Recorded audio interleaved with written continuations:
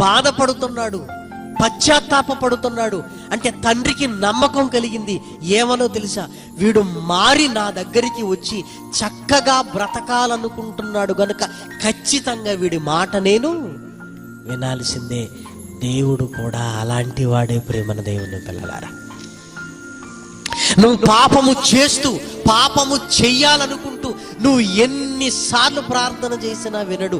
ఇక నీ జీవితాన్ని తలుచుకొని అసలు నా జీవితం ఏంటి, ఇలా ఎందుకు బ్రతుకుతున్నాను, నేను ఈ పాత జీవితాన్ని సమాధి చేస్తాను, ఇక నేను దేవుని కొరకు బ్రతుకుతానని హృదయంలో ఒక నిర్ణయాన్ని తీసుకొని చేసిన పాపాలను జ్ఞాపకం చేసుకుంటూ కుమిలిపోతూ ఏడుస్తూ పశ్చాత్తాపడుతూ దేవా నన్ను కరుణించు, నాకు సహాయం చేయని ఆ ఒక్క మాట చాలు, పరలోకంలో ఉంటున్న దేవుని చెవుల్లోనికి వెళుతుందండి.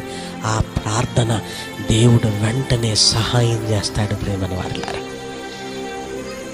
వెంటనే. ఎందుకంటే ఆయన కావలసింది నీ మార్పు, ఆయనకు కావలసింది నువ్వు పాపంలో నుంచి బయటికి రావటం, ఆయనకు కావలసింది ఇక నేను పాపము చెయ్యను అని నువ్వు నిర్ణయించుకోవటం, ఆయన కావలసింది నీ పాత జీవితాన్ని తలుచుకొని దానిని బట్టి అసహ్యమైన నీ జీవితాన్ని బట్టి మారాలనుకోవటం. చేసిన దానికే నువ్వు అసహించుకుంటున్నావంటే దాని అర్థం ఏంటో తెలుసా, మరలా ఆ పాపాన్ని నువ్వు చెయ్యవు అని దాని అర్థం. అలాంటి పశ్చాత్తాపం ఏమైనా వస్తుందా? వస్తుందా పశ్చాత్తాపం? మాటి మాటికి చెయ్యనని చేస్తూ చెయ్యనని చేస్తూ చెయ్యనని చేస్తూ ఇలానే ఉంటే దేవుడు మనల్ని ఎలా నమ్ముతాడు ప్రేమన వారులారా? ఆలోచించండి.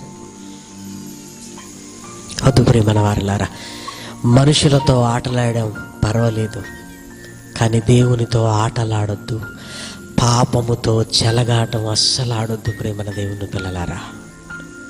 అది చాలా తీవ్రమైంది. ముందుగానే చెప్పాను, చిన్న నిప్పు అడవిని 2-3 రోజులు తగలబెట్టగలదు. పాపం అనే ఈ చిన్నది నిన్ను నన్ను తగలబెట్టేది 2-3 రోజుల, కోట్ల సంవత్సరాలు తగలబెట్టే అంత తీవ్రమైంది. ఇదిగో ఆయన పాపము మనం చేస్తున్నప్పుడే తీసి నరకంలో వెయ్యక నువ్వు మారతావని ఏదో ఒకరోజు ఆలోచిస్తావని ఎదురు చూస్తూ ఉన్నాడు. అది అబద్ధం కావచ్చు, వ్యభిచారం కావచ్చు, ఇదిగో పాపపు తలంపులు కావచ్చు, త్రాగుడు కావచ్చు, తల్లిదండ్రులకు అవిధేయులుగా ఉండటం కావచ్చు. ఏమండి, ఇవన్నీ పాపాలే కదా ప్రేమన వారులారా, ఇవన్నీ పాపాలే కదా ప్రేమన వారులారా. ఏమండి, లోకంలో మరి చాలా మంది చేస్తున్నారు కదంటే, చాలా మందితో నీకెందుకు, చాలా మందితో నీకెందుకు? దేవుడు ఇక్కడికి మనల్ని బ్రతికించింది ఆయన కొరకు బ్రతకాలి అని. దేవుడు పరిశుద్ధుడు గనక మనము కూడా పరిశుద్ధులుగా ఉండి పరలోకానికి వెళ్ళాలి అని.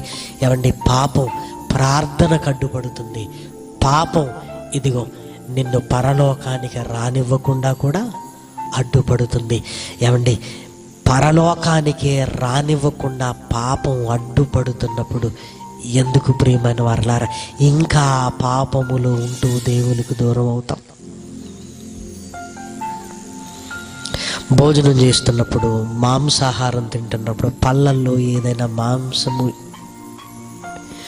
ఇరుక్కుందనుకోండి, తీసే అంత వరకు ఎలా ఉంటుందండి? ఈ నాలుక వెళ్ళి గుంజుతూ ఉంటుంది, దాన్ని గుంజుతూ ఉంటుంది. ఎంత ఇరికింది చెప్పండి? చిన్నదే, కానీ దాన్ని తీసేంత వరకు మనసు ఉండదు. చిన్న మాంసపు ముక్క పళ్ళ సందుల్లో ఇరికితే తీసేంత వరకు వదిలిపెట్టవు. మరి పాపాన్ని ఎందుకు తీసుకోవట్లేదు? ఇంకా ఇది మాంసపు ముక్క లాంటిదా? ఇంకా భయంకరమైందండి. దీన్ని మాత్రం అలానే ఉంచుకున్నాం. చూడండి, కళ్ళల్లో నలక పడింది అనుకోండి, ఆ నలక ఎంత ఉంటుంది చెప్పండి? చాలా చిన్నది. వెంటనే కళ్ళల్లో నీళ్లు కొట్టుకొని ఇట్రా ఊదు అని ఎన్ని చేసేస్తాం. నలక పడితేనే వెంటనే తీసుకోవాలన్న ఆలోచన కలిగిన మనకి, ఏమండి, నలక కంటే భయంకరమైన పాపం మన జీవితంలో ఉంటే దాన్ని తీసుకోవాలని ఎందుకు అనిపించట్లేదు?